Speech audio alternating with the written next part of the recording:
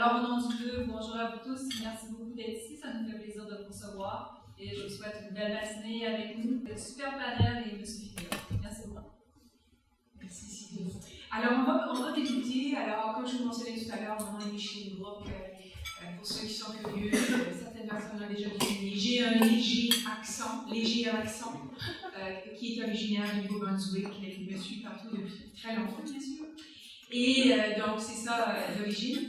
Je suis la présidente fondatrice du Club de lecture à faire, un projet sur lequel je travaille depuis 2 ans et demi maintenant. Aujourd'hui, c'est un moment très spécial pour moi d'être dans un établissement absolument extraordinaire, en compagnie de gens qui veulent venir découvrir un livre merveilleux sur l'économie. Alors, je suis vraiment émue. En fait, je suis un petit peu nerveuse, je ne risque pas de donner de la vie, mais c'est pas grave. On continue. Alors, c'était un moment grandiose. C'était grandiose parce que hier, j'ai lancé une initiative unique. C'est le sommet du livre à faire. C'est une initiative web qui tente de réunir les lecteurs de livres d'affaires d'un peu partout dans la francophonie. Donc, en s'abonnant au sommet du livre, on a l'occasion de découvrir 20 ouvrages et plus, avec 20 auteurs et plus de France et du Québec. L'ouvrage de M. Figueroa, évidemment, figure à la programmation du sommet. Pour les curieux, vous avez une bonne partie des ouvrages qui sont présentés lors du sommet. Donc, c'est un moment spécial pour moi cette semaine. Alors, encore une fois, merci d'être là. La mission du club est de promouvoir le livre comme outil d'apprentissage et de créer des occasions où on peut apprendre ensemble. C'est là mon trio. Quand on apprend ensemble par le livre, je suis dans la puissance totale. La vie de M. Fillon, je l'ai fait lire par 3 personnes, pas des n'importe qui, des gens qui ont été préparés pour poser des questions extrêmement difficiles à M. Fillon. Alors, sans plus tarder, je vais quand même présenter le panel. Je vais commencer par M. Fillon, M. Gérald Fillon. Est-ce qu'il y aurait une personne ici qui ne connaîtrait pas M. Fillon? Venez me voir là après. M. Fillon, peut-être me dire un petit peu au-delà de votre rôle de journaliste économique principal à RDI Économie, votre émission sur le leadership et l'éducation. Peut-être un petit mot sur vous. Qu'est-ce qui vous a amené vers l'économie? Bonjour tout le monde. D'abord, bon matin. Merci d'être là avec nous ce matin. Je suis d'abord très honoré d'être ici parce que je sais que vous êtes intéressés, vous êtes intéressants, et ça vous intéresse ces enjeux-là. Je reconnais plusieurs visages d'ailleurs. Et donc, je suis content de venir parler de ce livre-là. Je suis content de se rendre à vous aussi, que vous trouviez intéressant ce livre-là, parce que moi, j'ai le syndrome de l'imposteur, je vais vous dire, parce que je ne suis qu'un pauvre journaliste, je ne suis pas un économiste, je ne suis pas un financier, je ne suis pas un fiscaliste, je ne travaille pas dans le courtage, je ne suis pas un homme de bourse, des marchés, tout ça, je suis un journaliste fondamentalement. J'ai étudié là-dedans, je voulais être journaliste. Dès l'âge de 5 ans, je voulais être journaliste. En fait, 6 ans, quand j'ai commencé à apprendre à lire et à écrire, je retranscrivais des articles. Donc, du plus loin que je me souvienne, j'ai toujours voulu être un journaliste. Donc, c'est ma première définition. Ensuite, l'économie est arrivée à un certain moment de ma vie professionnelle où un patron m'a identifié à ce secteur-là, à ce segment-là. Ça m'est resté collé. J'ai porté le veston et j'ai ajusté le veston à moi, finalement. Et donc, j'y mets la couleur que je veux bien y mettre comme journaliste, en rendant ça le plus accessible, le plus compréhensible possible. C'est l'économie pour un grand public. Radio-Canada, on s'adresse à un grand public et c'est ce que j'essaie de faire. Et donc, je suis pris avec l'économie et je suis très heureux de faire ça. Je suis très heureux d'expliquer au quotidien ces enjeux-là. J'ai l'impression, moi, comme journaliste, de faire du contenu, de m'intéresser à du contenu, parce que cet enjeu-là n'est jamais facile à expliquer. N'est jamais facile à mettre en compte. Alors, là, je pense qu'on l'a réchauffé comme il faut. On a répondu aux questions sans souci, c'était excellent. Le journaliste économique le plus cité au Québec, M. Fillon, c'est un honneur de vous avoir.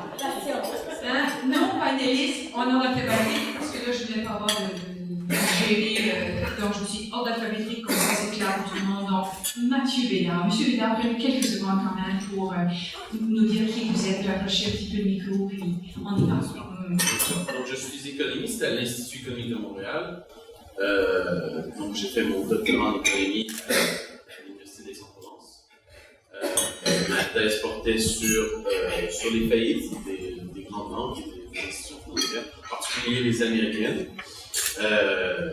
Donc, dans mon travail à l'Institut, on publie différents rapports dans le but de faire une certaine éducation économique. La façon que ça prend forme la plupart du temps, c'est qu'on espère se faire inviter par des gens comme Gérard Fillon ou ses homologues pour pouvoir parler de nos recherches, pour pouvoir parler de qu'est-ce que la science économique dit, qu'est-ce que l'analyse économique dit à propos de certains phénomènes. Et dans ce cadre-là, je crois que ce livre-là peut être tout à fait dans la même ordre d'idée et dans cette même mission d'éducation économique qu'on a à l'Institut économique. Parfait, merci beaucoup, M. Béard, merci d'être là. Madame Caroline Codzi, qui est extrêmement connue, qui est déjà venue ici d'ailleurs, je pense, à Madame Codzi, pour les 2-3 personnes qui ne voulaient pas vous connaître. Alors, merci beaucoup. Merci beaucoup, Micheline. Merci, Gérard Fillon, pour cet extraordinaire ouvrage qui, personnellement, m'a beaucoup ouvert les yeux. Parce que si vous pensez être un imposteur à ce panel, je ne sais pas ce que je devrais dire. Parce qu'en ce qui me concerne, je suis loin d'être une économiste, même si mes 2 enfants ont fait des études en économie. Moi, je suis donc Caroline Codzi, je suis vice-présidente exécutive et directrice générale pour l'Est du Canada d'une firme d'expertise médico-légale qui s'appelle CIRA Services Médicaux. C'est ce que je fais de jour, mais je suis plus connue en tant que la fondatrice de la gouvernance au féminin. Alors moi, mon objectif, c'est d'encourager les femmes à développer leur leadership, à faire avancer leur carrière et à siéger sur des conseils d'administration. Donc tout ce qui est vulgarisation de n'importe quel thème, c'est quelque chose qui me touche beaucoup, c'est quelque chose que je pense que je maîtrise très bien. C'est-à-dire, d'une part, m'adresser à des populations qui sont dans ce qu'on appelle le C-suite, donc amener les PDG à réaliser l'apport des femmes sur la performance financière de leur entreprise et nommer plus de femmes dans les organes décisionnels, mais d'autre part, parler à des femmes plus jeunes, parler à des femmes qui sont encore en train de monter leur carrière sur les façons de percer le plafond de verre et d'y parvenir. Donc moi, quand je lis des ouvrages comme ça, qui amènent en fait une société au complet à se pencher sur des questions qu'ils pensaient peut-être ne pas être de leur ressort, parce qu'ils pensaient que j'y comprends rien et je change de chaîne. Dès qu'on voit Gérald Fillon arriver à l'écran, j'étais scotchée quand j'ai vu les statistiques, que 12% de personnes dans le monde regardent les nouvelles économies. Au Canada, c'est 9%, et au Québec, malheureusement, on est souvent bon dernier, c'est 6%. Mais Elle aussi, j'ai bien échauffé. Merci beaucoup, Caroline. Alors, on va avoir une bonne discussion tout à l'heure. Et Madame Lynn McDonald, elle va prendre un moment, Madame McDonald, pour dire un peu qui vous êtes. Parce que s'il y a quelqu'un qui peut poser des questions difficiles ici, c'est bienvenu. Oui, je suis MBA et je suis CFA, Chartered Financial Analyst, et je suis graduée du programme administrateur de McGill. J'ai passé toute ma carrière en finance, particulièrement en capital de développement.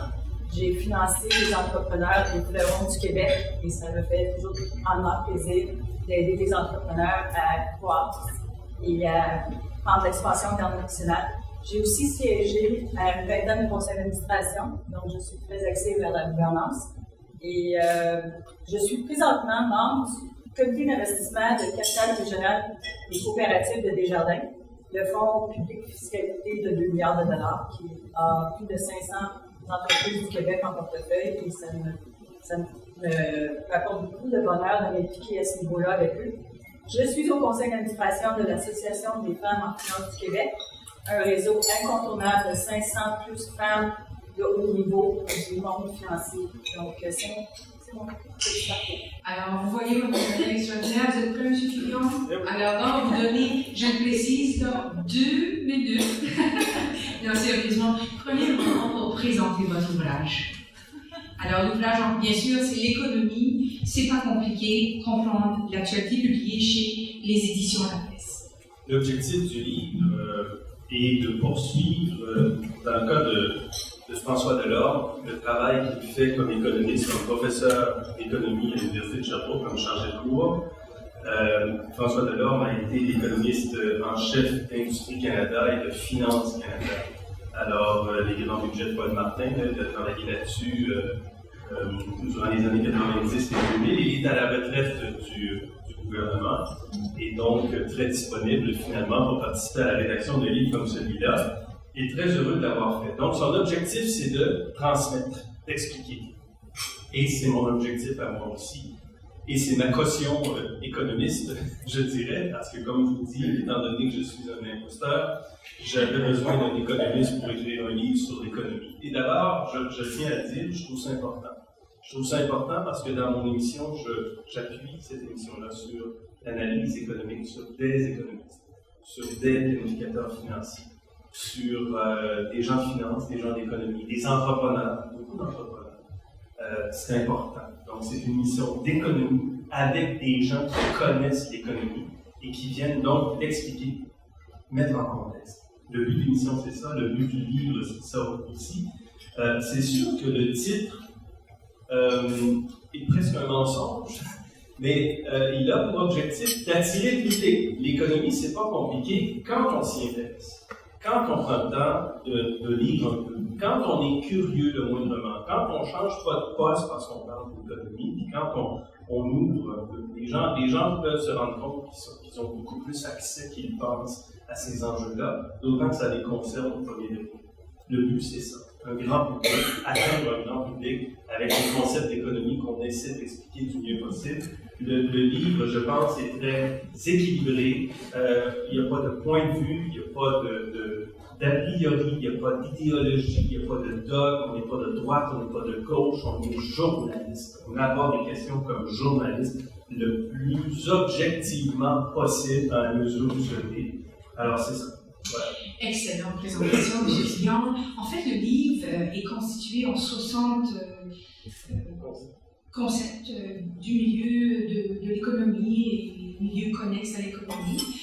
Nos panélistes l'ont toutes lues, sont prêtes à poser des questions. Alors, qui veut se risquer? Caroline, je sens chez vous l'envie de lire et de partir le bal. Bon, très bien, merci. Alors, en fait, moi, c'était plus un commentaire par rapport au... En fait, c'est quelque chose qu'on comprend très très vite quand on ouvre ce livre, le désir de faire participer le plus de gens possible, et je trouve ça extrêmement louable. Récemment, je ne sais pas si vous avez vu aux nouvelles, par exemple en France, il y a la loi du travail qu'ils ont essayé de promulguer et qui a créé une révolte dans les rues. Ils ont cassé les vitrines de magasins, brûlé des autos, etc. Depuis un très jeune âge, c'est-à-dire que même les jeunes du lycée 15-18 ans étaient dans les rues, et quand on interviewait les jeunes en disant « Vous revendiquez quoi au juste ?», ils n'avaient aucune idée. En fait, ils ne savaient pas pourquoi cette loi était quelque chose de négatif pour leur carrière, pour leur futur, ou pour l'économie du pays, mais que tout simplement, il fallait la rejeter. Et en fait, je pense que des ouvrages comme ça va ouvrir les yeux à tous les âges. Mais je pense qu'il faut commencer également par les jeunes, et c'est accessible. Si moi j'ai pu le lire et tout comprendre, c'est accessible à tous les jeunes également, de se dire, bon, j'ai un apport à faire dans cette société, j'ai une opinion à avoir, je veux participer au débat, je veux revendiquer des choses. Comment je peux le faire sans comprendre ce qui compose finalement l'économie de cette société, et si je n'ai pas les outils, les arguments pour avoir des discussions contradictoires et demander quelque chose de concret. Alors, si on veut que le gouvernement ait une action, change des politiques, etc., si on ne comprend pas pourquoi ils font soit l'austérité ou autre, et toutes ces notions sont bien expliquées ici.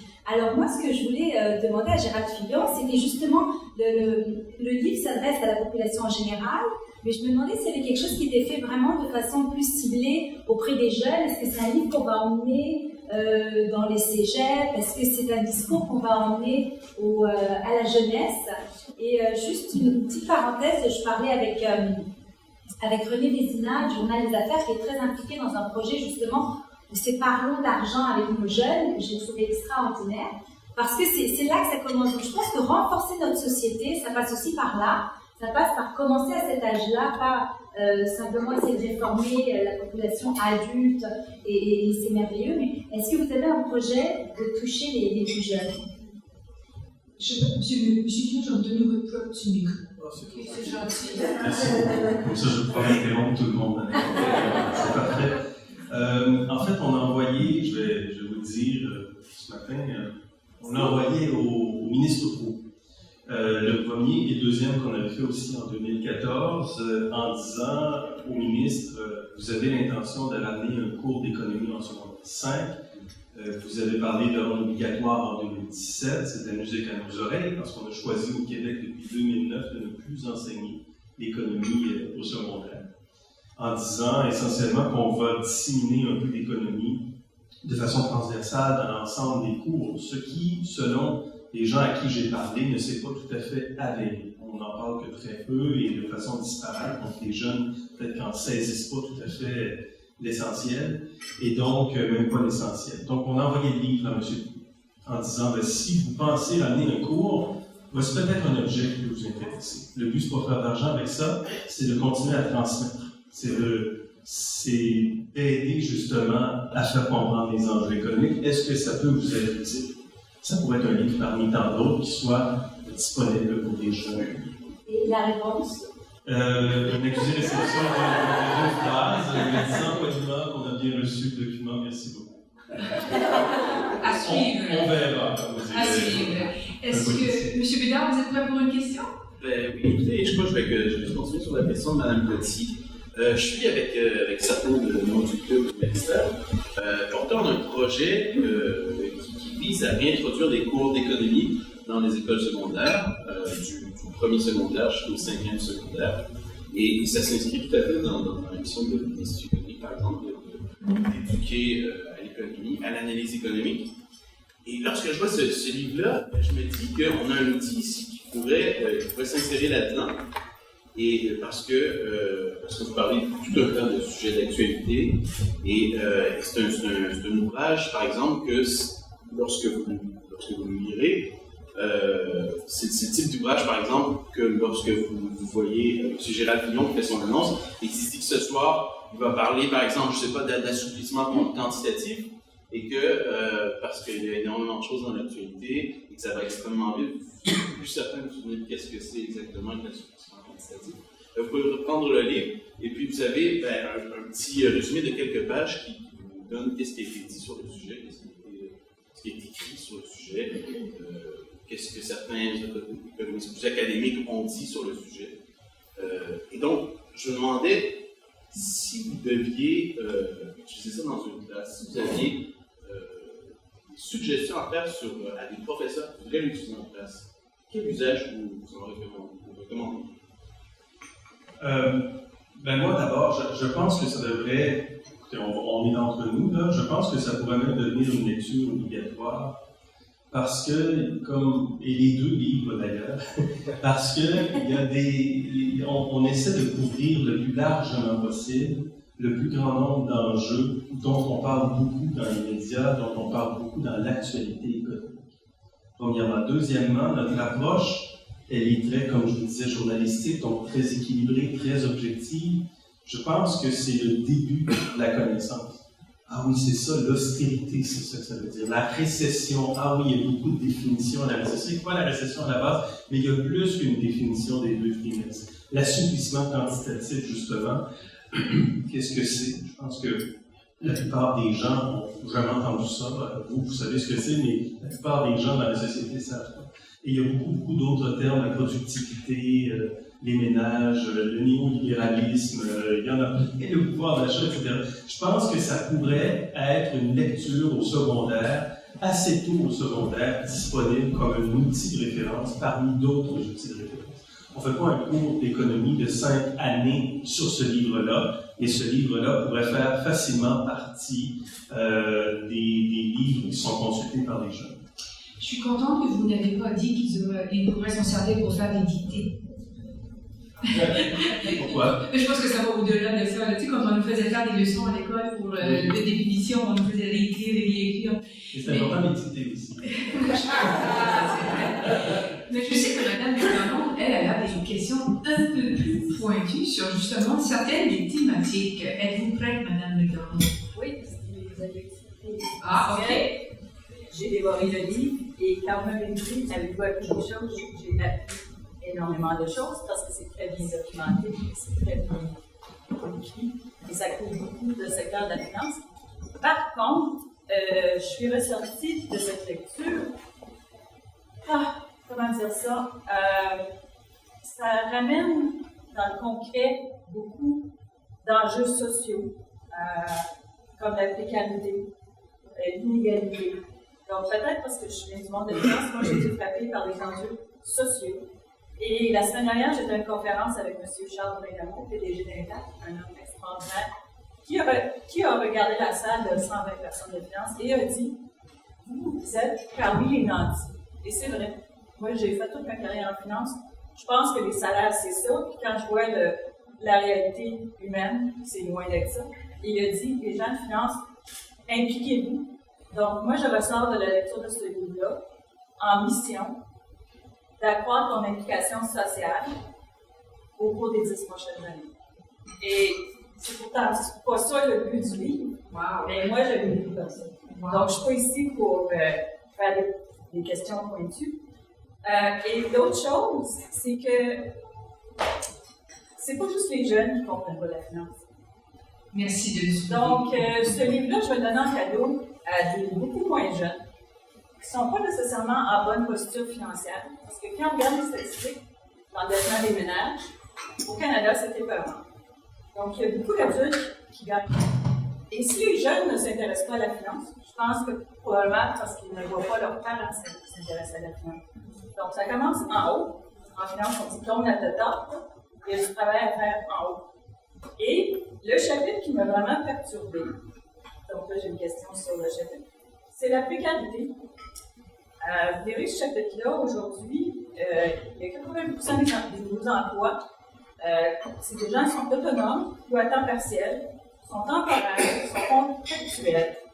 Donc, c'est des gens qui ne savent même pas combien d'heures ils vont travailler d'une semaine à l'autre. Et je me dis, comment est-ce qu'on peut bâtir une société de générations futures qui ne sont même pas capables de prédire quels revenus ils vont faire d'une semaine à l'autre? Et d'ailleurs, c'est reconnu comme étant très dangereux pour la société. Je ne sais pas si vous voulez commenter un peu. Oui, bien, écoutez, le thème de la précarité est un thème qui revient souvent dans nos émissions, qui revient souvent dans l'actualité parce que les travailleurs sont moins protégés qu'ils étaient, la capacité de se trouver un emploi à temps plein, bien protégé pour une longue période, avec toutes les assurances, est moins présent. En même temps, l'enrichissement grandit aussi, et beaucoup de jeunes recherchent des emplois aujourd'hui, de toute façon, où ils veulent avoir une simple expérience et vont changer d'emploi s'ils ne sont pas heureux dans ça. Cela dit, il y a une grande part de la population et qui est laissée de côté en quelque sorte, ou en tout cas qui ont des difficultés à suivre tous les mouvements. Et c'est d'eux dont on parle souvent, c'est à eux qu'on parle très souvent. Moi, je viens quand même d'une famille très très modeste. Mes parents sont à la retraite aujourd'hui, mais ils ne profitent pas de retraite. Alors, je suis très sensible à ces questions-là, particulièrement pour les aînés. Les jeunes de 20 ans aujourd'hui, je trouve qu'ils ont des belles opportunités, même s'ils n'auront pas la protection qu'on a connue dans les années 70 ou années 80, ils ont quand même de très belles opportunités qui se présentent à eux. Il y a un monde, je veux dire, les jeunes aujourd'hui sont connectés sur l'univers. Le monde est leur milieu de travail. Mais les plus vieux, je pense qu'il y a beaucoup de gens qui sont démunis face au changement actuel et qui ont mal préparé leur retraite, qui ont mal préparé leur budget. Et ça, on ne peut pas l'oublier. Il y a trop de gens qui ont besoin du supplément de revenu garanti. Il y a trop de gens qui dépendent de l'État à la retraite et qui ont très peu de moyens. Je pense que Mme McDonald avait bien lu votre introduction, M. Fillon. Il nous faut saisir en tant que citoyens que de nous ouvrir aux enjeux économiques, d'écouter, de consulter, de lire et de poser des questions, c'est nous engager, nous impliquer, nous donner une vraie chance de participer à la société. Donc, vous avez converti Mme McDonald. Alors, bravo à vous. Et j'ajouterais aussi que votre livre, pour ma part, est un livre qui pourrait être très pertinent pour les entrepreneurs. Parce que on parle des jeunes, oui, il y a besoin de littératie, mais il y a la littératie financière, ça s'adresse aussi aux entrepreneurs, parce que de plus en plus de gens vont vers ce modèle pour gagner leur vie de façon honorable. Et les thèmes que vous abordez nous permettent justement de bien situer l'économie et le rôle que l'économie a dans nos vies, que ce soit à titre d'employé, salarié, entrepreneur ou individu, membre de la collectivité. Donc, j'ajouterais ça, c'est mon sincérité, j'en fais pas d'autres. D'autres questions? Michel, moi je voulais juste ajouter un point au sujet des disparités économiques. Moi je dirais que depuis que j'ai lu le livre, en fait, je vous écoute différemment. Donc par exemple, hier soir, vous parliez du prix des fruits et légumes qui est en hausse. Et normalement, j'aurais écouté ça vraiment d'une oreille plutôt distraite, parce que je fais partie des gens pour qui, quand je suis au supermarché, je ne regarde absolument pas les étiquettes, je prends ce dont j'ai besoin.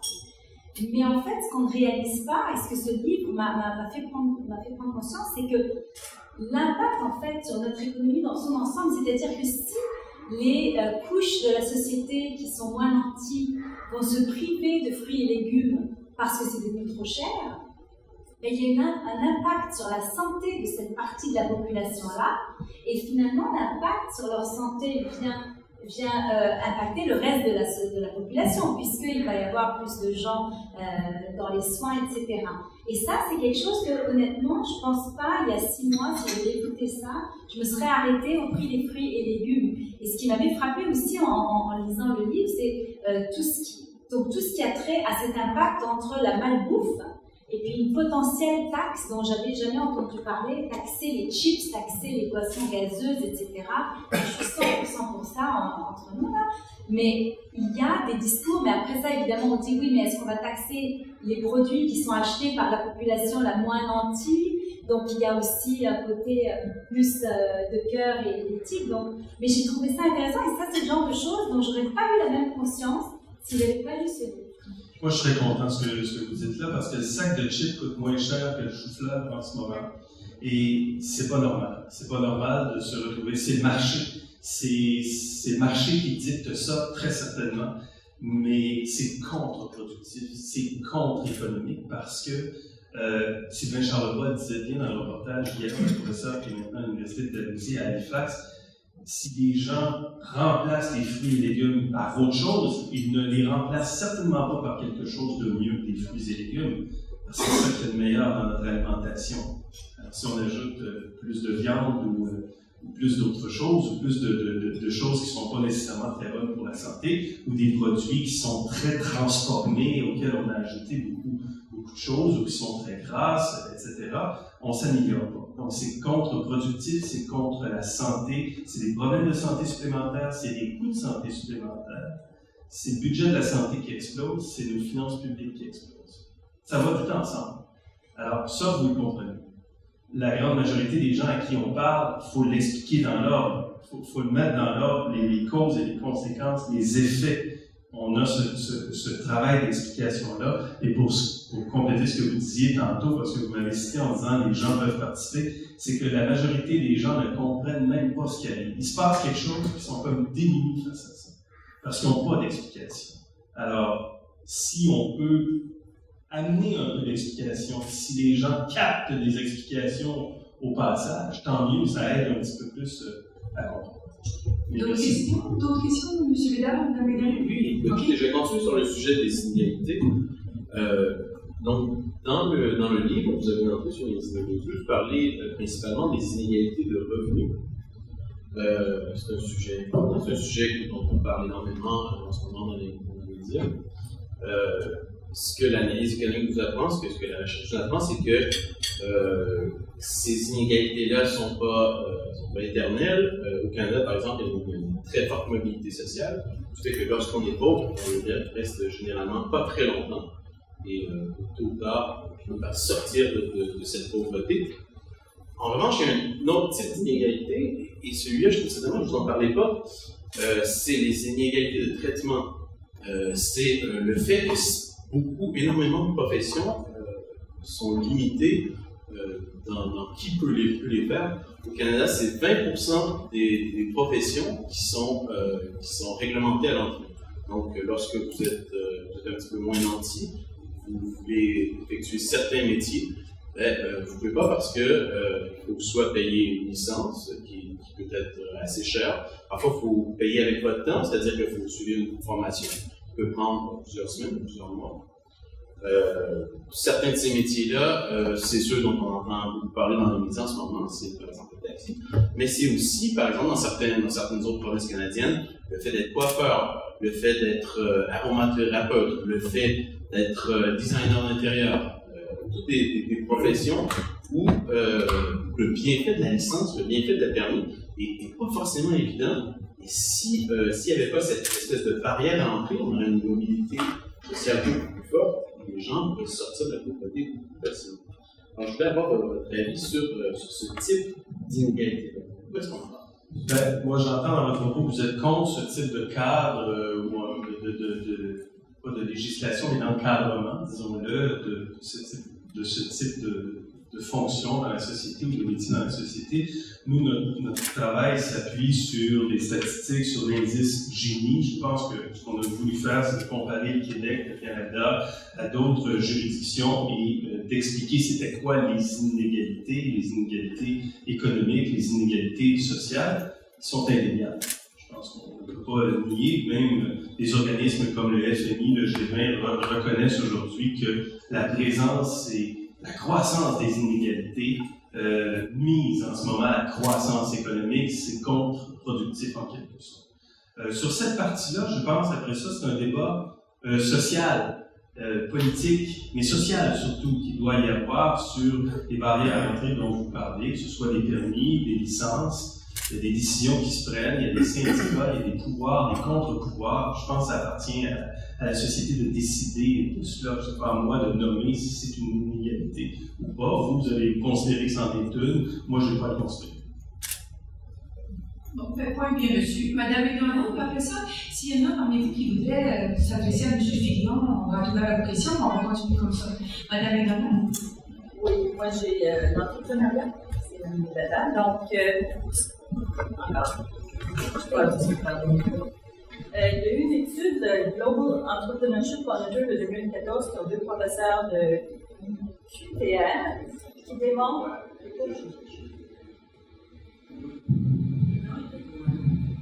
voilà. Qui démontre que les Québécois ont vraiment la fibre entrepreneuriale. Par contre, on est derrière le Canada, mais en avant du G8. Donc, est-ce que vous pourriez nous parler des initiatives récentes pour donner de l'essor à l'entrepreneuriat au Québec? C'est-à-dire, je pense qu'il y a beaucoup d'initiatives. Je pense que tout le monde sera d'accord pour dire qu'on en parle d'entrepreneuriat maintenant au Québec. On n'en parlait pas il y a quelques années et je trouve qu'on a recommencé à en parler. Radio-Canada fait un travail avec l'émission Dragon's Den en français, la Dragon's Den à CBC. Il y a des entrepreneurs qui prennent la parole très positivement et je pense que la vision des gens pour les entrepreneurs, je ne parle pas des dirigeants en général, parce que souvent le traitement est assez négatif de ce qu'est un dirigeant, un gestionnaire trop payé qui gagne des millions, c'est épouvantable. Mais les entrepreneurs qui bâtissent quelque chose, qui développent, je pense généralement que l'opinion est assez positive et il y a beaucoup d'initiatives. Nous autres, on en parle en tout cas, et les écoles s'invitent de plus en plus, il y a de plus en plus d'initiatives en matière d'entrepreneuriat dans les écoles. Alors, je pense qu'on est sur la bonne route. Cela dit, dans le livre, on explique bien que si l'intention est là, si la fibre existe, et elle existe dans certaines régions plus que d'autres au Québec, le moment de partir, d'y aller, de faire une chose, pour toutes sortes de raisons, on est dernier de classe, ou en tout cas, on est assez bas dans le classement. Mais le désir de faire quelque chose, d'avoir des idées, de la créativité, c'est présent. Est-ce qu'il y a des gens qui voudraient poser une question à M. Fillon? Ah! Oui. Adèle Hébert, membre du club universitaire de Montréal. Vous avez parlé des choux-fleurs et des brocolis comme étant très coûteux. Vous avez expliqué la conséquence du fait d'avoir des fruits et légumes coûteux. Cette conséquence est de nature sociale, mais pourquoi est-ce que le brocoli et les choux-fleurs sont dispendieux, sont chers? Ça, c'est la vraie question financière. pense qu'il y a un chapitre là-dessus. Je pense que tout tient ensemble, si vous me permettez. Effectivement, il y a un impact social, mais l'impact sur les enjeux de l'alimentation, sur l'impact social, l'impact de la santé, nécessairement un impact financier, économique. Et les raisons qui sont ressorties récemment, c'est surtout la chute du dollar canadien qui rend les importations peut-être un peu plus chères. On a évoqué les changements climatiques aussi. En tout cas, c'est ce qui est évoqué dans l'étude de Sylvain Charlevoix comme apportant beaucoup de volatilité dans les prix alimentaires, compte tenu des sécheresses, compte tenu des inondations qui sont de plus en plus nombreuses. Là, je ne me rappelle pas exactement du chiffre, mais je pense que c'est 60 ou 70%, peut-être un peu plus, de ce qu'on mange qui est importé. Alors, nécessairement, on a une sorte de dépendance, en quelque sorte, aux fluctuations des devises et à des enjeux internationaux et au changement climatique dans notre alimentation. Faire ses fruits et ses légumes dans son propre jardin, puis les manger l'été, ce serait agréable de le faire 12 mois par année, mais on ne peut pas le faire, donc on est obligé d'importer une partie de ça. Et voilà. Donc, c'est de là la principale raison. Après ça, c'était le prix du bœuf qui était en forte augmentation l'année passée, et c'était dû essentiellement à des sécheresses aux États-Unis. Alors, il y a toujours des bonnes raisons là, qui viennent expliquer justement les fluctuations de prix. Et chez Desjardins, on a financé certaines entreprises qui essaient de faire pousser des légumes au Québec. Et le plus gros problème, c'est qu'on a des hivers très froids, donc c'est les coûts d'énergie qui font qu'on n'est pas compétitif. Mais c'est ironique parce qu'on est là au Québec. Donc, à quelque part, il y a quand même on pourrait peut-être, comme société, avoir plus de légumes qui poussent au Québec l'hiver, et ça nous coûterait moins cher. Parce qu'on est des très grands producteurs d'électricité aussi, donc il y a un peu d'ironie là-dedans. C'est très difficile de supporter la production au Québec de fruits et légumes. Mais sur les toits, au centre-ville, chez Loufa, on mangeait des légumes 12 mois par année qui viennent du Québec. D'autres questions? Oui, moi j'aurais juste une question, parce que je m'en voudrais quand même de passer à travers ce panel sans parler, quand on aborde le point de l'inégalité, de ne pas parler des femmes. Bon, forcément. Alors j'aimerais quand même lire juste un petit paragraphe ici qui nous dit que selon un rapport, le fossé qui sépare les femmes et les hommes en matière de possibilités d'emploi se rétrécit lentement. En 2006, pour les femmes, le taux d'accès au marché du travail, à la rémunération et à l'avancement professionnel représentait 56% de celui des hommes. En 2014, il était de 60%. À ce rythme, pour combler l'écart entre les femmes et les hommes et atteindre l'égalité, il faudra attendre 2095. Alors, je n'étais pas très étonnée, mais j'ai remarqué qu'on ne dit rien d'autre. C'est-à-dire qu'il n'y a pas d'autre chapitre qui est consacré sur ce point que je pense être très important pour notre société. Et j'aurais aimé avoir votre opinion là-dessus. Il y a eu dans le journal Les Affaires de cette semaine, Yvan Allaire qui a fait des déclarations, je ne sais pas si vous avez pu le lire, mais où il dit qu'il n'y a absolument aucun rapport entre la présence de femmes dans les organes décisionnels sur les conseils d'administration et la performance financière, ce qui est absolument scotchant parce que j'ai des pages d'études faites partout dans le monde qui démontrent de manière indéniable la corrélation. Sodexo en France en a fait son cheval de bataille. Ils ont investi, ils font des enquêtes auprès de 50 000 de leurs employés qui démontrent qu'à plein de niveaux, non seulement la performance financière de l'entreprise est améliorée, mais le moral des employés, la cote, la réputation, etc., l'éthique. Donc je suis un peu surprise qu'il n'y ait pas eu plus de matière pour vous dans le livre sur ce sujet. Franchement, une petite déception. Oh, toute petite. On va la laisser répondre. Alors, je partage votre déception, puis vous avez tout à fait raison. On aurait dû faire un segment. Vous savez, on a un grand défi à RDI Économie. Le défi est de trouver rapidement, facilement, dans notre quotidien, des femmes pour venir parler d'économie. Il y en a. Mais quand ça va vite en information, on garde la liste. Et là, par exemple, on appelle à la Banque Laurentienne, on cherche des économistes, on ne trouve pas de femmes. On appelle à l'Institut économique, on cherche des économistes femmes. Il y en a. Alors, pour être juste, on appelle à la Banque nationale, on appelle chez Desjardins. Ah, Desjardins, il y a Hélène Bégin. Là, après ça, on cherche des fiscalistes. Alors, on appelle à tel endroit. On cherche continuellement, même des professeurs d'économie dans les universités, des professeurs titulaires, je voyais que 10% dans les sciences économiques, 10% des professeurs titulaires au Canada sont des femmes. 90% des femmes.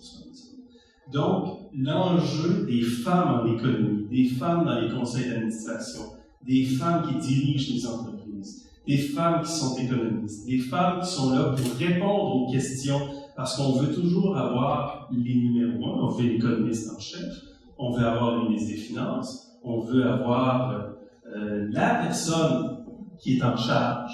On ne veut pas avoir la 7e dans la liste parce que la femme est au numéro 7. On veut le premier. Donc, c'est pour ça qu'on se retrouve dans nos émissions avec 460 à RDI Économie, avec très majoritairement des hommes sur le plateau. Parce que le système. C'est pas la question. Non, je sais. Ok. Je veux quand même juste. Caroline, la question va prendre Lynn, c'est bon? Oui, mais je veux quand même, parce que je veux qu'on aille ici de Ok. j'essaie de tenir comme information, c'est-à-dire que je ne suis pas en train de dire qu'on n'interviewez pas assez souvent les femmes. Je suis en train de dire que même entre hommes, c'est un sujet que vous pourriez aborder. Et je pense qu'il y a beaucoup d'hommes qui le font. Il y a des hommes qui mettent l'emphase sur l'importance d'avoir plus de femmes. Et parce que si on n'a que 5% de femmes PDG, on a 95% d'hommes. Idem, si on a 15,9% de femmes sur les conseils d'administration, ce sont les hommes qui ont encore les clés du pouvoir et qui sont en mesure d'ouvrir la porte pour les femmes. Donc moi, je suis parfaitement à l'aise que ce soit des hommes qui aient cette discussion-là et qui trouvent des moyens pour aider les femmes à y parvenir. Et j'en profite pour faire une petite parenthèse et quand même annoncer notre gala. Une minute. Même pas 30 secondes, du 14 septembre, où à la gouvernance au féminin, ce qu'on va faire, c'est honorer des hommes. Donc, les associations de femmes disent bravo aux femmes, très bien nous aussi. Mais là, on va honorer un PDG via Rail, un président de conseil de la Caisse de dépôt et un entrepreneur qui est Jean Coutu, parce qu'ils ont la parité sur leur conseil. Donc, ce sont des hommes qu'on met de l'avant pour ce qu'ils font pour les femmes. Et c'est un petit peu là que je voulais. Je pense que vous allez être obligé de sortir un autre livre de M. Fillon pour faire quelques chapitres là-dessus. Je pense que ça va aller lancer. Qu'est-ce que vous voulez que je vous dise? J'ai dû dire qu'il y a un problème. Oui, non, mais ce que je veux dire, c'est que je trouve que ce serait important que même si c'est entre hommes, de parler de cette question-là. Je suis d'accord. Message Je suis d'accord avec vous. Message reçu. Oui, absolument. Absolument. Je veux dire, on a cette pensée-là dans chacune de nos émissions et on est d'accord avec ce que vous dites là et on a un travail nous-mêmes à faire. Donc, mais oui, votre proposition est tout à fait. Ce que je trouve de fun ce matin, c'est que M. Fillon apprend des choses, les panélistes apprennent des choses. C'est le paradis. Madame Hugueland. Je vais aborder le sujet d'un autre angle. À l'âge d'à peu près 35-36 ans, et j'ai du monde de la finance, donc j'ai fait des bons salaires, c'est ça le monde de la finance. Je me suis assise et j'ai calculé, parce que les femmes ont été payées à 70 ou 80% de nos pairs masculins encore aujourd'hui, et plus on monte dans la pyramide, plus c'est l'écart. J'ai calculé combien d'argent j'avais perdu comme femme. Et vous allez tomber à bas de votre chaise, là, mais j'ai pris des taux d'intérêt mineurs. J'étais à 500 000 après impôt. Et mon père, qui a toujours été très chauvin, à peu près au même point dans ma carrière, il est devenu très féministe. Et il me supportait beaucoup parce que selon lui, c'était complètement inéquitable. Parce que j'ai un frère qui a exactement le même background que moi. Et lui, il n'était pas payé à 70%. Il était payé à 100% plus boni. Donc, il y a un enjeu de société d'inégalité. Et en plus, il y a des lois au niveau salarial qui ne sont même pas respectées la plupart du temps dans les entreprises. Donc, c'est très, pour moi, il y a un impact majeur dans ma vie.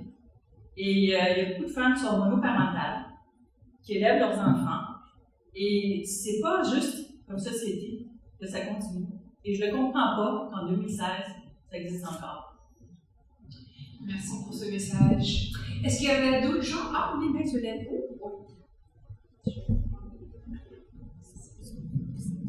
N'oubliez pas de présenter, puis qui d'autre avait la Bonjour, je m'appelle Tracy Ariel et je suis membre de Cercle de journalisme et je suis aussi journaliste. Mais la question que j'ai pour vous, ça concerne vraiment l'économie sociale. Il y a beaucoup de choses qui ne sont pas impliquées dans l'économie régulée.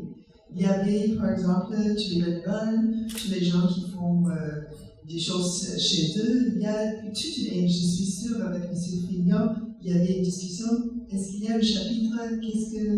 Qu'est-ce que vous avez fait dans ce côté-là? C'est-à-dire que c'est un peu partout. Je vais juste vérifier si j'ai mis un segment précisément sur l'économie sociale.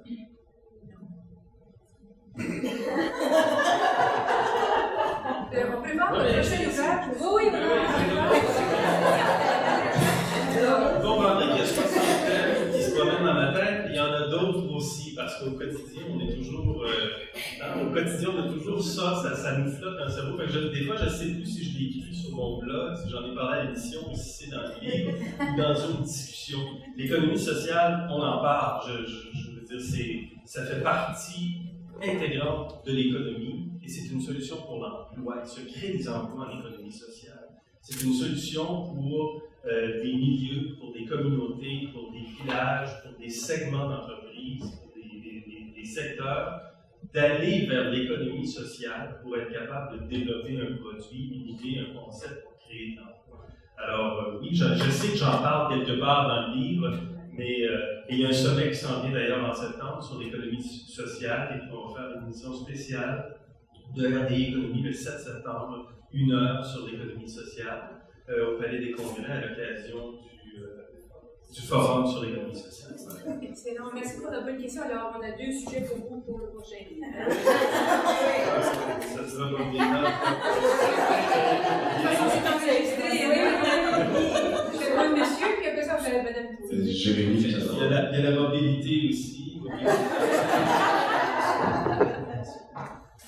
Jérémy Casardubois, étudiant à l'Université McGill. Quand on parle justement de la hausse des prix des aliments qui augmente et on dit que ça a un impact sur notre système de santé, souvent au Québec, selon moi, la situation qu'on a, c'est plus de taxes pour régler des problèmes, quand peut-être on regarde d'autres choses qu'on peut plus contrôler que nécessairement la baisse du dollar canadien, disons Hydro-Québec qui augmente ses tarifs à chaque année, la STM qui vient d'augmenter, les taxes municipales qui augmentent. Donc tout ça, ce sont des facteurs qu'en tant que société, on peut plus contrôler et qui laisseraient plus d'argent dans la poche du citoyen. Et souvent, c'est des concepts dans lesquels on n'entend pas parler, où le prix des aliments augmente de 10%. C'est une tollée, le chou-fleur a été la vedette de l'actualité pendant environ 2 semaines. Et Paul Arcand en parlait, il comparait les prix dans certains supermarchés et Hydro-Québec va augmenter ses tarifs 3%. Ça passe sur la petite bande passante en dessous du téléjournal. On en parle, mais pas plus, alors que ce sont vraiment des aspects qu'on peut contrôler en tant que société. Je veux savoir un peu votre opinion sur ça, que justement, au lieu de dire « Ah, on va augmenter le prix du sac de chips pour que les gens aient plus dans les légumes », mais pourquoi pas essayer de laisser plus d'argent dans la poche des citoyens pour que l'augmentation, la fluctuation plutôt, tout dépendant du dollar canadien qui monte ou qui baisse, que ça n'affecte pas les citoyens ordinaires de la classe moyenne, que le chauffeur monte de 10% pendant 1 mois durant l'année. Hydro-Québec, je pense qu'on en parle quand même pas mal. Il y a des hausses de tarifs de 4,3% qu'on a vu il y a 2 ans. Vous touchez quand même à 2 aspects importants, l'alimentation et le logement, l'énergie à la maison. Ce sont les plus gros postes. Et plus vous êtes pauvre, plus la part qui est consacrée à l'alimentation, la part qui est consacrée au logement ou à l'énergie, plus cette part-là, elle est très importante. Et puisque une grande partie de la population se retrouve soit à faible revenu ou dans la classe moyenne, si on veut, le 3% de plus à Hydro ou le 11% de plus pour le chou-fleur occupe beaucoup de place dans l'angoisse économique, pour reprendre une expression de M. Couillard, l'angoisse fiscale des gens. C'est là, c'est présent. Alors que vous baissiez ou non les impôts, effectivement, si vous baissez les impôts, vous baissez les taxes, vous donnez plus d'argent dans la poche des gens, mais la même angoisse va probablement habiter ces gens-là si le chou-fleur augmente de 11% que vous payez ou pas beaucoup d'impôts. Premièrement. Deuxièmement, la majorité des gens, 40 quelques % des gens dans nos sociétés ne paient pas d'impôts. parce qu'ils n'ont pas généralement assez de moyens pour payer de l'impôt. Donc, ces gens-là vont subir la hausse du chou-fleur de 11% de façon un petit peu plus brutale que moi ou vous, ou Mme Petit, par exemple. Donc, c'est pour ça que ça occupe beaucoup de place. Ensuite, oui, toutes les questions de consommation. Le consommateur est très attentif. Le consommateur veut savoir si ça monte ou si ça descend. Et donc, du point de vue médiatique, c'est la fois où je vous parle de l'intérêt médiatique dans tout ça. L'intérêt médiatique est bien sûr d'être écouté, d'être entendu. Et quand on parle des questions de consommation, nous savons que nous avons une réception très forte à part. Les gens écoutent, ça les intéresse énormément, à raison. Merci. Ici, merci. Bonjour, je me lève parce que je suis toute petite, alors les gens ne me voient pas. Bonjour, mon nom est Tuato de COGIPME, conseiller en gestion intergénération internationale par l'innovation. Nous regroupons 50 consultants en gestion ayant chacun au moins 20 ans d'expérience. Je sais pour compléter un peu les commentaires de tantôt, c'est qu'on est en période de réduction des légumes et des fruits, et justement il y a des possibilités de solutions. Parce que je travaille beaucoup avec les inventeurs, les innovateurs technologiques, et il y a plusieurs projets en ce moment pour souffler à ce problème-là. Il s'agit d'une serre éco-énergétique qui est capable de produire 4 fois plus rapidement les légumes et consomme 3 fois moins d'énergie, et on est capable de le produire n'importe où, même en Sahara. Il s'agit d'utiliser l'épiculture avec les légumes et fruits pour justement faire le recyclage de gaz carbonique et des déchets des poissons. Alors c'est comme ça qu'on circule. J'ai un expert extraordinaire qui travaille dans ce projet. C'est un ancien pilote d'avion et aussi un gestionnaire de très haut niveau aéronautique. Il a utilisé un système de NASA pour faire la simulation de ce projet qu'il a inventé lui-même. Et nous cherchons la solution justement pour lui, c'est d'aller chercher un petit montant de 800 000 pour le prototype. Moi, je travaille dans le financement, mais dans des grands projets. Alors, c'était un trop petit projet pour moi. Je ne sais pas si Mme Marisonal peut aider avec ici les jardins, parce que c'est un projet tout à fait pertinent pour des jardins. On se parlera. Alors, il y a café et là-bas, on vous laisse faire des belles affaires. Il y a plusieurs fonds d'amorçage au Québec qui sont intéressés dans les nouvelles technologies, incluant les technologies proches. Je les connais. On pourra se parler après. Je vous enverrai dans la bonne direction. Pas juste chez les jardins. Monsieur, ici. Bonjour, Philippe Rouillet. Je fais depuis 22 ans la gestion de risque de change pour différentes entreprises. Auparavant, j'ai travaillé 16 ans pour 2 banques en trésorerie change. Alors, j'ai vu des fluctuations sur le dollar canadien depuis la fin des années 70. J'ai des cheveux blancs pour votre beaucoup aujourd'hui. La hausse, par exemple, alimentaire, on parle souvent du brocoli, du chou-fleur, reflète finalement une période de surévaluation du dollar canadien pendant 3 ans. Parce qu'on était près de la parité, pour moi, on était au-dessus de nos moyens avec un dollar canadien qui était schématique à parité. La correction vers 1,25, 1,30, 1,35 est une zone, d'après moi, plus normale pour le dollar canadien.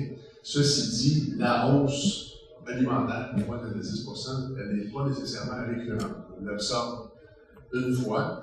Je retiens de votre émission hier, vous avez très bien souligné que l'inflation, finalement, est relativement basse, en bas de la cible au Canada, à cause de différents facteurs, comme le vêtement, la chaussure, etc. Et aussi de l'essence. Moi, ça serait plus préoccupant de voir une hausse de 10-15% dans le prix de l'essence permanent, parce que ça affecte pas juste l'alimentation, mais le transport de tous les biens à travers le Canada. Et ça, c'est un appauvrissement collectif. Alors, je ne dis pas que je ne me préoccupe pas de l'alimentaire, mais dans l'alimentaire, il y a aussi approvisionnement beaucoup plus élargi qu'il y a 30 ans, par exemple, dans des produits plus exotiques, les fruits et les fruits qu'on aurait même l'appellation de la connaissance, qui sont maintenant disponibles dans les grandes surfaces et en quantité abondante et aussi à l'année. On va chercher, selon les cultures, en Argentine, en Chili, il y a une rotation qui se fait mondialement avec l'Afrique du Sud, etc. Alors, on devient gâté et on va avoir de tout 12 mois par année, non seulement 12 mois par année, mais 52 semaines par année. Moi, je dis que s'il y a des produits qui sont trop chers à un moment donné, il faut tout simplement peut-être penser à une substitution. Pas nécessairement de passer du fruit et légumes au sac de chips, mais dans la variété d'aliments, je pense qu'il y a quand même un choix, puis on parlait même du surgelé, je pense hier, qui est un substitut, peut-être temporaire pour certaines personnes, mais qui a aussi un contenu alimentaire, vitaminique, etc., de protéines. Aviez-vous une question pour nous? Oui, alors, C'est cours d'économie. est-ce que j'ai raison en disant que l'alimentation, finalement, de 11% est ponctuelle et que, dans l'ensemble, c'est pas si négatif pour l'économie?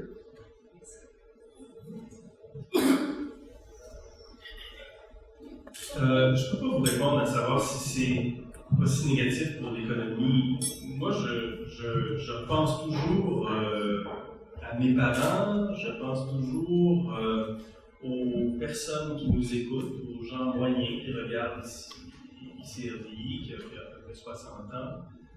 Moi, c'est à ces gens-là que je suis. Alors, je le sais, moi, quand les fruits et légumes augmentent trop, on n'en achète plus. Tu sais, je veux dire, et je sais que vous savez aussi, mais c'est pas vrai que le congelé remplace les fruits et légumes, pas vrai. Ça se peut pas, ça. C'est pas, on en a tous mangé des fruits congelés, des légumes congelés, puis il peut y en avoir des bons, ça peut être correct, il n'y a pas de problème, mais c'est pas vrai que ça vient remplacer les fruits et légumes. Si on avait annoncé hier une hausse marquée, je ne sais pas moi, des boîtes de sushi là, de 30%, on aurait dit, quand je vois d'autres choses, c'est pas la fin du monde, on n'a pas besoin de ça pour vivre. Mais cet aspect-là des choses, l'annonce d'hier, ou en tout cas les informations qu'on a, nous montrent clairement qu'il y a un changement de comportement qui ne peut pas être positif pour l'économie et pour les citoyens. Sur l'essence, vous avez raison, toutes les fluctuations d'essence ont un effet sur l'ensemble de l'économie. C'est souvent ce qui est rapporté quand il y a une augmentation des coûts des billets ou des transports ou des aliments, justement, on l'a évoqué. Et là, on est dans une tendance un petit peu plus baissière, si on veut, par rapport à l'essence, bien que ça pourrait recommencer à monter parce qu'on a un petit boom là, en ce moment, là, avec l'énergie, c'est 87%, depuis le mois de janvier, globalement, sur le prix du pétrole. Donc, on pourrait revoir le prix de l'essence remonter un peu, et ça pourrait aussi avoir un effet, effectivement, sur l'économie. Et on présentait, je vais terminer là-dessus, la semaine dernière, c'est Stéphane Marion qui est venu nous montrer que le prix de l'essence, c'était au Québec qu'il avait le plus baissé, au Canada. Les gens pensent toujours que c'est pas vrai, le prix de l'essence n'a pas baissé, mais c'est au Québec qu'il a le plus baissé, le Nouveau-Brunswick, et après ça les autres provinces, mais c'est ici que le prix de l'essence a le plus baissé. Un vrai cours d'économie, hein? C'est excitant quand même. Alors, on a M. Tachot qui a une question également. Oui, François Tachot, je suis consultant en relations publiques. Tout d'abord, je suis très heureux de voir que nous avons un panel de 50 hommes-femmes. C'est une très belle initiative par rapport au sujet qui a été soulevé. Je pense que mon co-auteur n'est pas venu. Je suis là à la Une brève question. Je ne sais pas si vous connaissez le baromètre de confiance Edelman, c'est une recherche annuelle qui a des résultats assez intéressants. Et à chaque année, on voit qu'en termes de confiance, de crédibilité, que les journalistes économiques sont plus crédibles que l'ensemble du journalisme. C'est une très bonne nouvelle pour le journalisme économique. Je serais curieux de savoir à quoi intuitivement vous attribuez ce résultat. Est-ce que c'est parce que l'économie est un sujet qui se prête moins au spectaculaire? Certains disent que les journalistes économiques ayant une influence qui peut être directe sur le cours de l'action des compagnies publiques, par exemple, ont une obligation plus sévère ou plus rigoureuse heureuse de rapporter les faits correctement. À quoi attribuez-vous cette bonne nouvelle pour le journalisme économique? Je n'en sais rien, mais je vais quand même oser dire effectivement que, je vous disais tantôt qu'en économie, j'ai l'impression comme journaliste de toujours faire du contenu, de toujours être dans le contenu. Je n'ai pas le choix de me casser la tête toujours, tous les jours, pour tenter de comprendre. C'est pas facile. C'est pas les pingouins qui gagnent, c'est plus que le prix de l'essence et c'est plus qu'un accident ou un incendie, bien que c'est très important d'en parler, puis je ne veux pas sous-estimer le travail d'aucun journaliste, mais en économie, c'est toujours du contenu. Donc c'est vrai que le ton n'est pas le même. On n'aborde pas l'économie de la même façon qu'on aborde même la politique, qui est souvent présentée comme un match, qui a gagné des points, qui a perdu des points. Alors qu'en économie, il faut les expliquer les chiffres, il faut montrer le graphique. On n'a pas le choix de prendre le temps d'expliquer. Puis l'approche, généralement, pour un journaliste comme moi, c'est voici la couleur, voici le graphique. Qu'est-ce qu'il dit? Bon, je vous laisse penser à ça. Peut-être qu'il y a cet aspect-là qui amène un petit peu plus de confiance. Je ne crois pas avoir un impact sur l'action des entreprises associatives. Je pense pas, je serais très étonné. Remarquez qu'il y a déjà un haut dirigeant d'entreprise au Québec qui m'a déjà dit que les mauvaises nouvelles au Québec agissent sur son action, même si c'est devenu aujourd'hui cette entreprise-là une multinationale. On pense toujours que c'est Globe and Mail, c'est Toronto qui dirige tout, mais il peut quand même y avoir un effet au Québec aussi. Mais moi, je ne le sais pas, je ne le sens pas, j'en ai aucune. Intéressant. Et je fais attention à ce que je dis pareil, là. Non, mais c'est intéressant, ça suit, un autre sujet à suivre. Il est 9h15, alors je ne vais pas abuser, mais il y a deux autres personnes de notre heureux et gentil public qui vont poser des questions. Après ça, je reviendrai au panel, peut-être pour conclure, si c'est correct avec tout le monde. Donc, je pense que j'ai M. Patrick Cormier et après ça, Mme Paul Genet qui va poser une question. M. Cormier. Merci, Patrick Cormier, membre du club universitaire. Je ne suis pas un économiste. J'ai adoré le podcast Classe économique qui a eu lieu pendant longtemps, donc je sais m'excuser sur la question. J'ai eu l'impression que vous avez posé la table pour une prochaine édition du livre quand j'ai vu dans la table des matières qu'il n'y avait pas dette ni déficit. Ma question, venant quelqu'un qui n'est pas très informé, c'est celle-ci. Tout le monde sait de façon intuitive, dans une famille, au début, on s'endette, on achète une maison, mais on veut finir sa vie pas endettée. Tout le monde sait que pour une compagnie, je suis membre d'un comité de direction d'une compagnie, on va chercher un investisseur, mais éventuellement, on ne veut plus avoir de dette, on veut grandir. Donc, on s'endette pour des raisons spécifiques. On va aller chercher un actif qui va générer des revenus, mais en bout de piste, on ne veut plus de dette.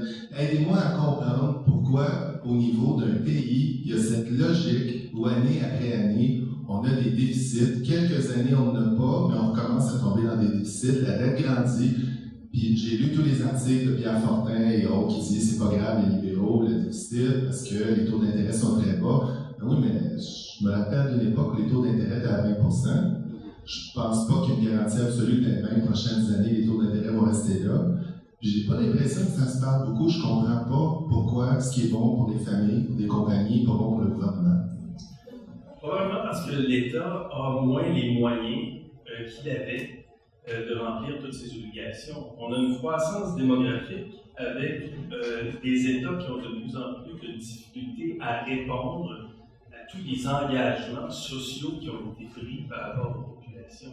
Alors nous, on vit dans un État qui a été un État-providence, je ne sais plus si on peut l'appeler comme ça encore aujourd'hui, mais probablement jusqu'à un certain point parce que le Québec a énormément de services publics à financer. Étonnamment, c'est Québec qui a le budget le plus en santé au Canada présentement parce que les restrictions budgétaires des 2 dernières années ont fait qu'on a un surplus de 0,5% du PIB. C'est le Québec au Canada qui a le surplus le plus important par rapport à son économie dans l'ensemble des provinces canadiennes. Il n'y a que 3 provinces canadiennes qui sont en surplus. Le Québec fait partie de cela. Il y a eu des restrictions budgétaires avec les manifestations, la contestation et les changements dans les CPE et dans les services sociaux.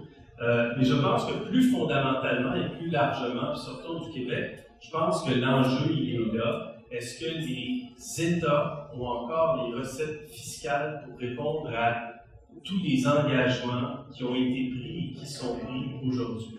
Alors, on parle d'impôts, on parle de taxes, on parle d'impôts des entreprises, on parle des revenus, la capacité pour les pays occidentaux, les pays avancés à générer de la croissance économique. On est dans de faibles croissances économiques aussi. Il y a un os qui est là et qui fait en sorte que on a de la difficulté justement à équilibrer les finances publiques. Les pays très endettés comme les États-Unis, comme le Japon, ont des cotes de crédit très très faibles, très hautes, c'est-à-dire avec des taux d'intérêt très très faibles. Ce sont les pays les plus sûrs, avec les obligations les plus certaines, les plus stables.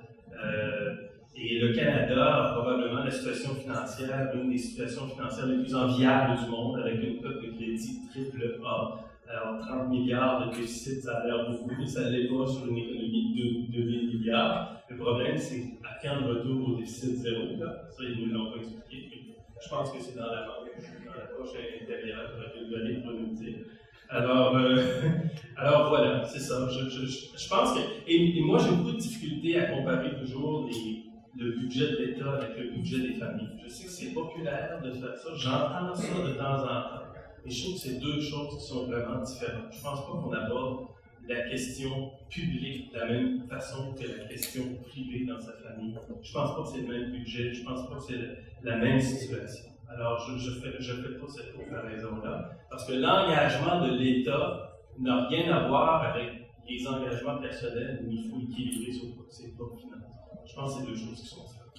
Est-ce que ça se peut aussi, M. Fillon, que vous abordez ces questions-là dans votre livre précédent? Alors, s'il y a des choses que vous ne trouvez pas dans ce premier livre, vous pouvez acheter le premier. C'est ça, on a oublié de le mentionner. Alors, il y a eu un premier livre en 2014 où je répondais avec François toujours à des questions du public qui revenaient souvent. Alors, peut-être que des fois, on n'a pas voulu se répéter. On va être obligé de vous inviter. Mais je trouve bien qu'on parle de dette de déficit quelque part, de façon transversale. Paul. Oui, alors bonjour, Paul Genet, président de PGPR Relations publiques. D'abord, merci Micheline, cette initiative me ravit.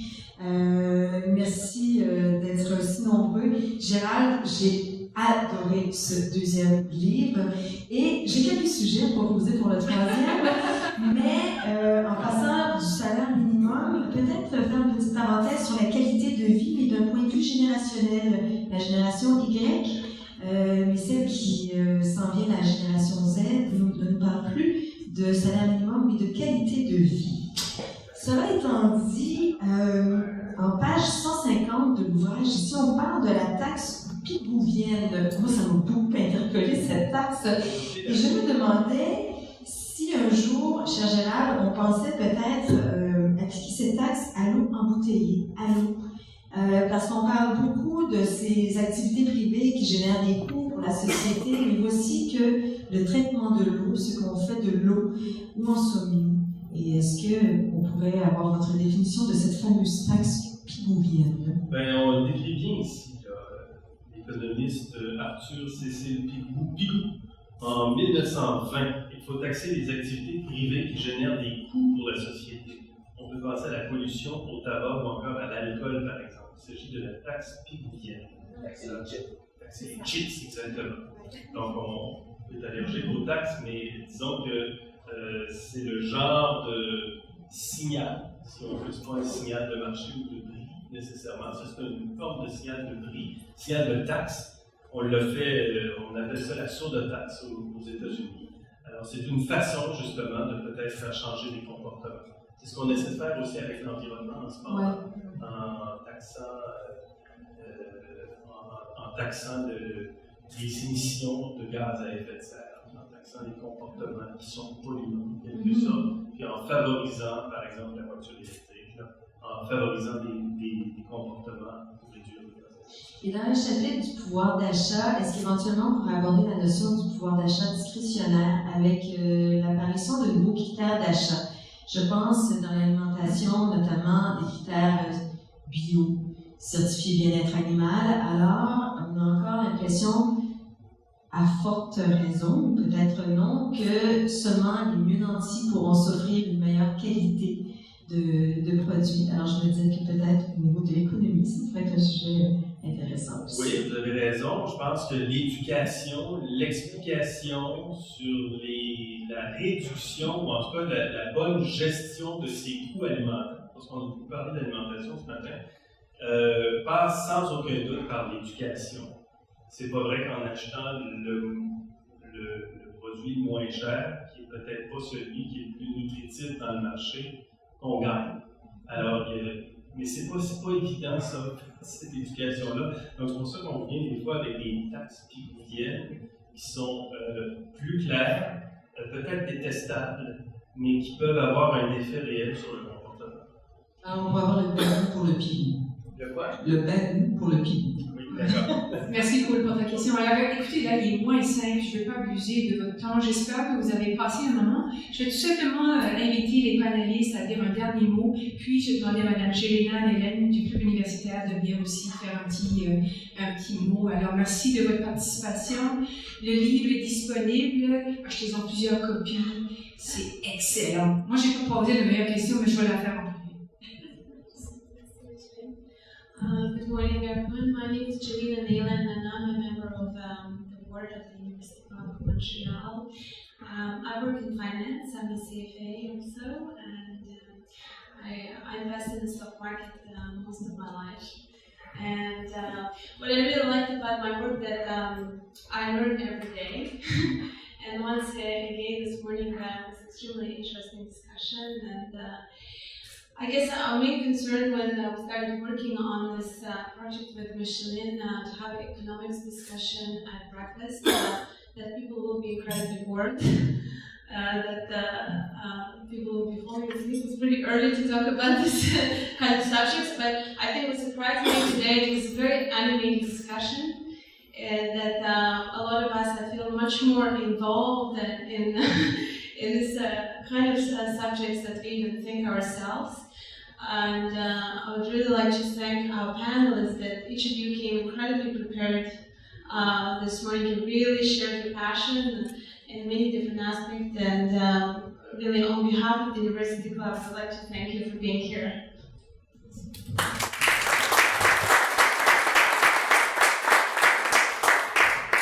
Juste donner l'occasion à chacun des membres du panel de vous exprimer un dernier mot, puis après ça, Monsieur Fillon, avez-vous encore un petit 10 minutes? Oh oui. Monsieur Bédard, allez-y. Alors, d'abord, je remercie l'Université Club, je remercie M. Fillon, je remercie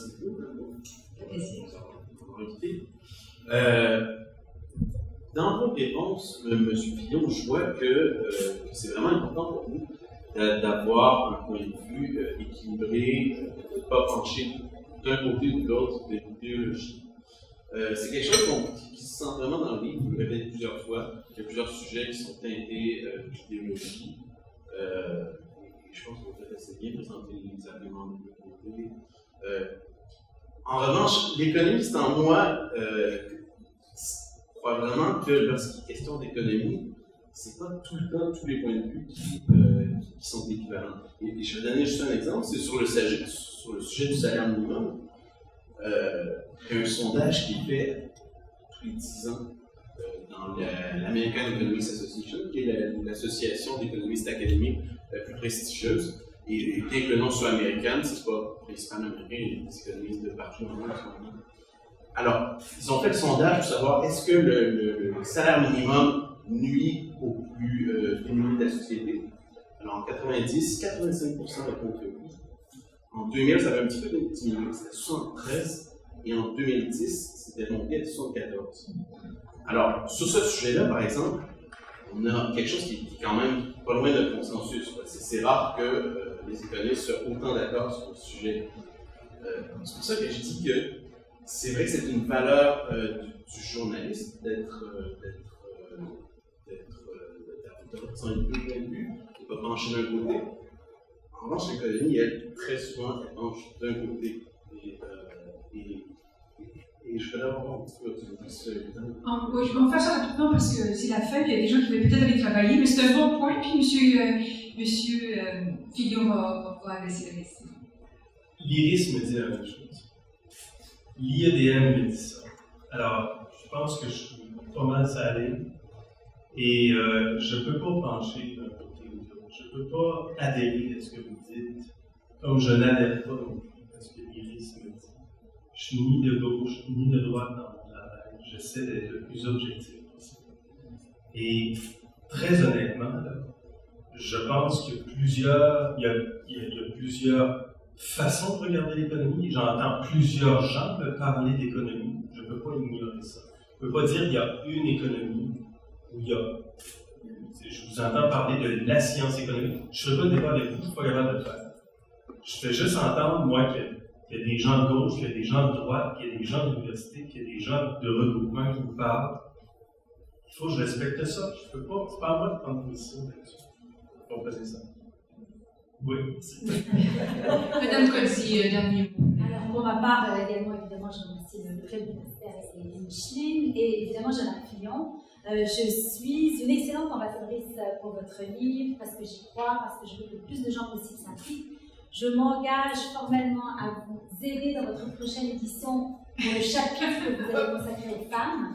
J'ai fait beaucoup de recherches sur le sujet, j'ai beaucoup de matière à partager, et un des points aussi qui pourrait être intéressant à débattre, c'est toute la question des quotas de femmes sur les conseils d'administration. On avait reçu à la gouvernance féminine en mois de février la députée qui a coécrit la loi des quotas en France. Et juste une petite parenthèse, on est quand même rendu à 34% de femmes dans les conseils d'administration en France versus 15,9% au Canada. Mais ça va peut-être changer grâce à toi, Caroline. Ça va peut-être changer grâce à toi, là. Mais c'est pas savoir. Et peut-être le prochain livre de M. Fillon qui pourra de nouveau aider à éveiller les consciences sur ce sujet que je pense qui est très important. Et puis si on pense qu'effectivement les femmes ont un impact sur la performance financière d'une entreprise et sur l'économie, et qu'on veut renforcer notre économie, ben, mon Dieu, focusons là-dessus et faisons en sorte que ça arrive. Merci de soulever, Caroline. On ne doit pas se tanner d'entendre ça parce que c'est un message absolument pertinent. Merci. Madame McDonald. Merci au club universitaire, merci à tous d'être ici, merci Micheline, merci Jeanne Fillon. Je pense que c'est le temps d'arrêter de dire que vous êtes un imposteur. Je pense qu'au nom des CFA, je pourrais vous donner un CFA honorifique. Aucun problème, je vais même parler à l'association des CFA. Et en grande partie à cause de votre objectivité que vous tenez et de votre éthique, ça paraît. Et c'est pas peu de nos jours. Et je vous ai dit en partant que vous étiez un de mes idoles, et je vous mets dans la catégorie de Warren Buffett.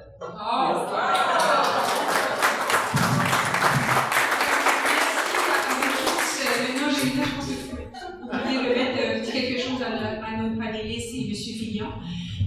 Si ça vous tente, on peut faire des photos.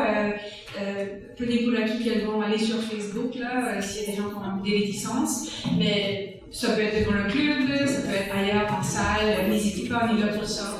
Et on va les partager avec plaisir. Donc, bonne journée à tous. Merci de votre participation. Et merci, Julie.